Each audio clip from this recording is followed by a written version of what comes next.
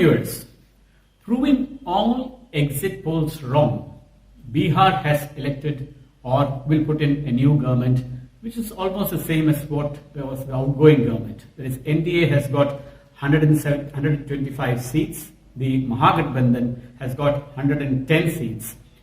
The earlier predictions were that Mahagathbandhan would really sweep the polls and NDA would be at the background, but this has all gone wrong. Now, what are the lessons from Bihar? The first one is that BJP has emerged stronger in Bihar. Earlier, the BJP was playing second fiddle to the JDU. Now, in Bihar, now the BJP has got 74 seats. That is just one short of what the RJD has got. Traditionally, the RJD used to have the maximum number of seats. So now the BJP will start playing the big brother role, pushing the Janata Dal United to the background, or will keep the Janata Dal United under tight control. The BJP will have more say in the governance of Bihar in the next 5 years. And with that, you can see that you probably may see the fading away of JDU, because there is no second person to Nitish Kumar in Bihar. So in the next 5 years, probably BJP will consolidate its vote base in the state. That's the number one lesson. More significantly, what has happened is that two things for sure.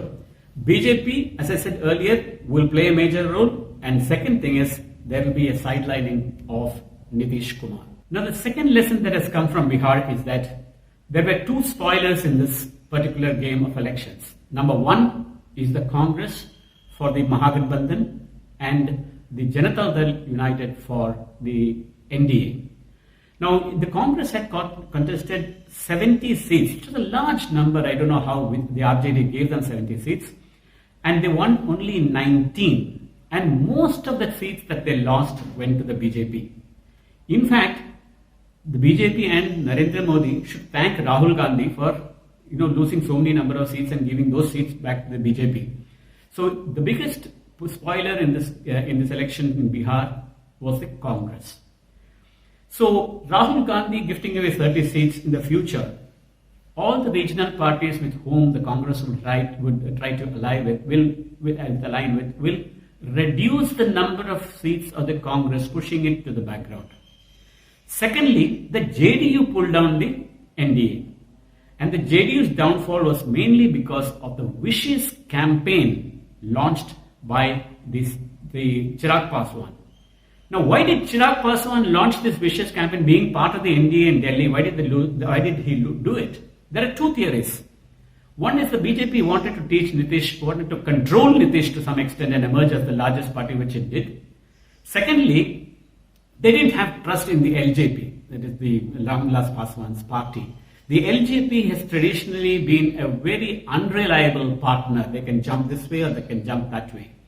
And BJP was very, planned it well in the sense that they didn't want Chirag Paswan to emerge as a Dalit leader. So they nipped him in the bud and he got just one seat. At the same time, what BJP did was they quickly roped in the Dalit strongmen like former CM Jitin Ram Manji of the Hindustan Awami Morcha and the Vikashsheel Insan Party of Bollywood set designer turned politicians Mukesh Sahni. These two partners were with the Mahagathbandhan, and the moment LJP went out, these two people came and helped the NDA. So there is going to be an emergence. Again, there is a game plan of the BJP in fielding Chirag Paswan against the JDU, and most of the seats that the JDU lost was because of Chirag Paswan. Another lesson coming from Bihar is the emergence of Tejasvi Yadav, 31-year-old politician. Now, this is the first time that he is contesting without the help of his father. Tejasvi actually could have won more seats, but what happened was the Jangal Raj, a reference to the 15-year rule between 1990 and 2005 by his father Lalu Prasad and his mother Rabdi Devi, really stuck to him. Now, Tejasvi told Nitish Kumar, Nitish actually banged this point in among the electorate that it will be the re-emergence of Jangal Raj if the RJD comes back. But Tejasvi Yadav made it very clear that why are you harping on the past? Why not look for the future? I am young, why not look at the future? But then Tejasvi Yadav did a big mistake. Most of the seats that he gave to the RJD aspirants, they all had criminal background. So people still had this feeling, yes, Tejasvi Yadav may be new, maybe young, maybe dynamic, but still the RJD has not changed. So what happened was, when Nitish Kumar started saying that this Jungle Raj would be there, quickly Tejasvi came and then he removed the posters of, removed the photos of his father and mother from all the posters, and he emerged as a tall leader there. But still, what happened was the Jungle Raj tag stuck to him, and that is why he lost a quite number of seats. Otherwise, he could have emerged much bigger as a much bigger player. But this election also shows the arrival of Tejasvi Yadav. He had the Muslim Yadav vote. In the end, that didn't work. He tried that combination didn't work much. But one thing to be factored in is that RJD has got 23.11% of the vote, which is huge. While you see there is a decline of BJP vote share by 12%. Now, so people will have to look forward to Tejasvi as the future leader, and he will be one factor to be looked into. And it is also to be seen that for the first time since 1970, Bihar polls, 3 stalwarts were absent: Lalu Prasad, Sharad Yadav, and Ram Vilas Paswan. Ram Vilas Paswan died during the election process. Then Lalu is in jail because of the fodder scam, and Sharad Yadav is unwell and he couldn't campaign. But it also shows the arrival of the young generation. Lalu Yadav's son Tejasvi Yadav and Tej Pratap Yadav, Ram Vilas Paswan's Chirag Paswan, and Sharad Yadav's daughter Subhashini Rajrao, who was a candidate in one of the seats in Bihar. The next lesson from Bihar, the fourth lesson rather, is the rising of the left parties. Now, till the 1990s, the CPI-ML, which was an armed struggle in Bihar for the downtrodden, didn't take part in the election process. Then they came onto the election process, but they didn't align with any parties. This is for the first time that the CPI-ML aligned with the Mahagathbandhan, and they selected their candidates, or they stood for elections in pockets where they were downtrodden. There was a feudal, landscape, and the downtrodden were there. And they won a lot of seats. They won 29. They contested in 29 seats, and the left parties won in 16, which is a major achievement. The biggest gainer, of course, was CPI-ML, which clinched 12 seats. Now, in future, you can see the emergence of the left in Bihar, in pockets where you have the downtrodden. The next lesson to be seen from Bihar is the emergence of Asaduddin Owaisy's Majlis party, or the All India Majlis party. Now, he was very clever. Owaisy didn't contest across Bihar, but he put candidates where there was strong Muslim population. And he has been able to bag a major number of seats, 5 seats, which is quite significant.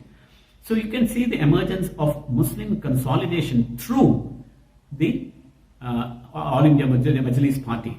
So this is also one of the biggest lessons in future, and I'm sure that in future the Majlis will start expanding their base to more areas where you have Muslim, and the Muslims will start treating MIM as their spokesperson. That is another lesson. So lastly, what does the future say? Now, number one, BJP will consolidate the upper caste vote in Bihar, along with the extremely backward community, the OBCs and the Dalits, through regional players. So BJP will consolidate the upper caste, and the regional players, which is a partner to it, will have the votes of the Dalits and others. Majlis would play, as I said earlier, would be the main vote gainer from the Muslim vote banks. The CPI-ML will emerge as the champion of the downtrodden. That is one thing that's the message from Bihar. The Congress will be the biggest loser, in the sense that the Congress vote base was Muslims, then you had the downtrodden, the OBCs, Dalits. All this would go away. So the biggest loser is going to be the Congress. Lastly, Bihar will look at development and other agendas through the prism of caste. It will continue to look through the prism of caste. But then there's nothing that is wrong in it, because entirely all over the world people our elections are held through the prism of either caste or color, including what happened in America recently in the elections. So these are the lessons from Bihar, And it is quite an interesting in all these lessons because you can see the dynamics of politics playing in Bihar in many sense, and this will be repeated in Uttar Pradesh and other Hindi heartland. And it will be a different ball game when you come to the south, where you have other regional players to contend with. But there will be it's a question of mathematics, and this is where the BJP is very clever, and the Congress has never learned its lessons. Thank you.